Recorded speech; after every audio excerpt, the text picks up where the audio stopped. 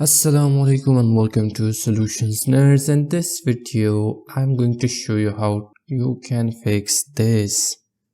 But before that, if you are new to our YouTube channel, then hit the subscribe button now for our future videos. Now let's back to the video. This is really cool feature in iPhone, but some iPhone users found it annoying. Now how you can get rid of this? Go to settings.